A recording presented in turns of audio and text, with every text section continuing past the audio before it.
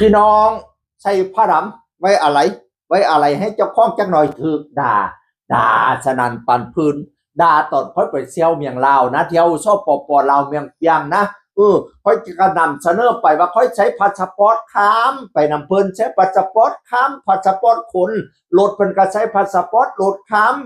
เพราะว่าเขาก็ใช้อีหลีเขาก็ใช้พาสปอร์ตอีหลีพี่น้องเพิ่นก็ให้ค่อยประชาสัมพันธ์ไว้จังซั่นอีหลีไปเที่ยวเมียงเฟียงก็งามต่างคนกะต่างยักไปบัดนี้ค้ามงปักสมนะด้านโคกไผ่นะบัดนี้เขาเจ้ามาเม้นด่าค่อยบัดเนี่ยโอ้ย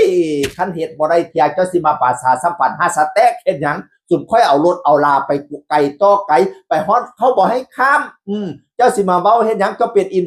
ฟีเจ้าก็ข้ามได้ว่าว่าซั่นว่านั่นนะผู้อื่นมันข้ามบ่ได้ไทบ้านมันข้ามบ่ได้เจ้าอย่ามาเว้าจังซี่นะเฮ็ดให้สุดค่อยเสียเที่ยวเสียเวลามันไกลว่าซั่นว่านะอุ้ยทึกด่าสนันปันพื้นพี่น้องนอกจากสิเมนดาเนี่ยที่ค่อยโพดไปนะเมนดาต้องไล่ขอส่งข้อความมาทางล่างบ้านกับป่านนั้นว่าเหตุบ่ได้ที่เจ้าอย่าเฝ้าประสาสัมพันธ์พนาวานานะหลังคนกับบันท่ามว่าสิได้เป็นใดเพราะการได้แต่กลมนะกลมตายเข้าด่าพี่น้องทึกด่าอีหลีนี่ผมเป็นดาธรรมดาดิอินฟูนะทึกด่าเบิร์ดอินฟูที่ไปนะพี่น้องเขาเลยเป็นตัวแทนหมู่บ้านออกมาเบ้าทึกข้าเจ้าด่าอยากจะบอกว่าหนูไม่รู้ค่ะหนูก็ไปอย่างนั้นจริงๆค่ะหนูใช้พาสปอร์ตจริงๆเพื่อนก็ใช้พาสปอร์ตรถจริงๆหนูไม่ได้คิดตัววันนี้เขากันมีแต่เบาป๊อบใจว่ามันไม่อยู่หันออกมาผู้ใดถามมาล่างบ้านนะเขาว่ามันไม่อยู่เพื่อนอัดสิบอหันได้คล้องเขียววองใบอัดสิบอได้เรียบร้อยดียาจักหน่อยก็น่าสิได้ดอกอันสันบาดนะบ่แม่นแต่คนไทยว่าพี่น้อง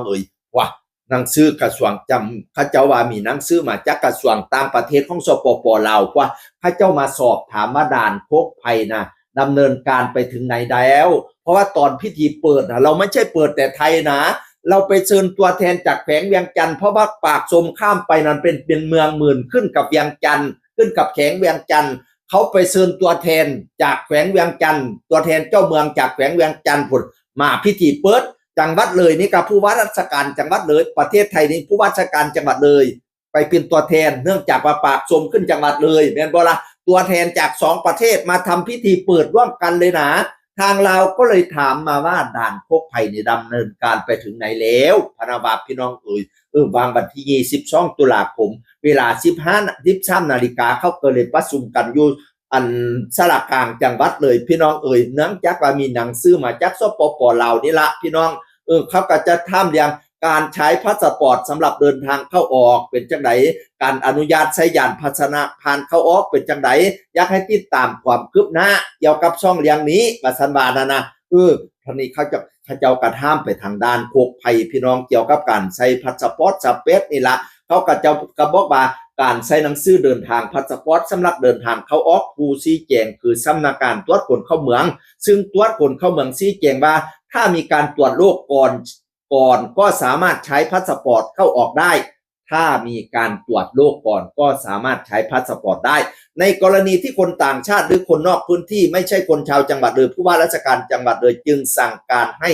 สำนักงานสาธารณสุขจังหวัดเลยและตรวจโรคพืชโรคสัตว์จังหวัดเลยจัดบุคลากรเจ้าหน้าที่เข้าไปประจำจุดประจำด่านเพื่อตรวจโรคต่างๆจะได้ส่งต่อให้ตรวจคนเข้าเมืองรับตรวจสอบต่อบุคคลที่มีพาสปอร์ตเพื่อให้สามารถเดินทางเข้าออกด่านโคกไผ่ได้ทั้งนี้คณะกรรมการผู้เกี่ยวข้องทั้งหมดจะลงพื้นที่ในวันที่24ตุลาเขาสิลงพื้นที่เวลา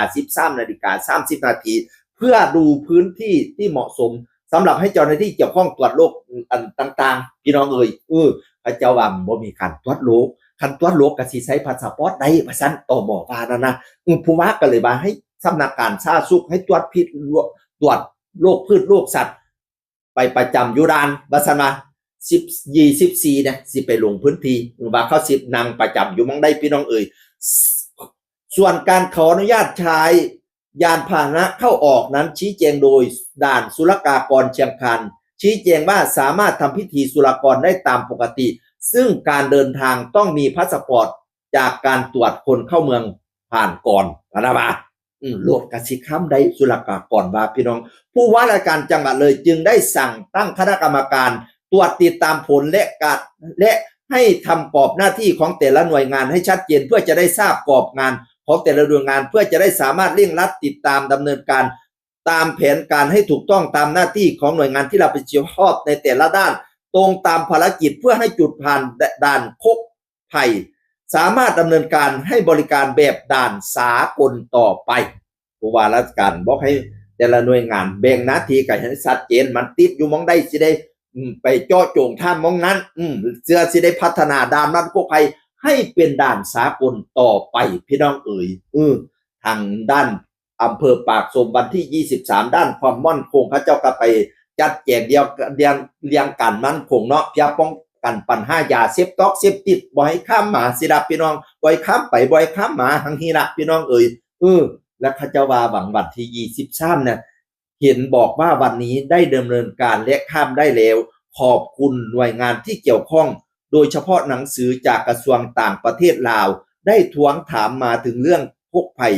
ไม่ดำเนินการตามหลักสากลขอบคุณครับประสานว่ามีคนว่าวันที่23บางส่วนข้ามได้แล้วอันนี้ข้อกับบอกการันตีแค่เด้อให้มันเป็นลายลักษณ์ให้มันเป็น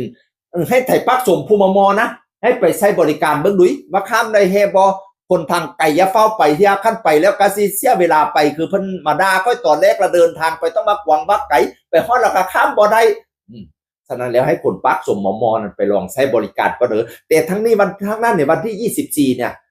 คณะทำงานเพิ่นจะลงพื้นที่นะลงพื้นที่ว่าคนตรวจโรคคนโรคสัตว์โรคพืชจะจำประจำจุดไหนสิได้ตรวจโรคแล้วก็สิให้ข้ามไปพาสปอร์ตข้ามได้พนาบานะผู้ไก่อย่าเฝ้าไปเฮียให้ผู้มอปักสมนะเคสปักสมนะไปยื้อยองยามให้ค่อยแน่ว่าข้ามได้อีลี่บถ้าข้ามได้แล้วคนทางไก่สิได้ไปขั้นคนทางไก่แล้วเพิ่นข้ามบ่ได้เพิ่นสิดาตุค่อยอีกสิได้ใช้ผ้าดำอะไรให้เจ้าของต่ออีกเนี่ยจะมันทึกดาคักดาเน่ความจริงทึกดามาโดนแล้วล่ะแต่ว่าบ่มีโอกาสได้มาเว้าให้ได้เว้ามื้อนี้ซะให้ค่อยเว้าเน่ค่อยเว้าเน่แต่สิดาอีกก็น้อมรับคือเก่าหั่นล่ะเสียงอื่นคนเก่าเว้าสู่ฟังสวัสดีครับ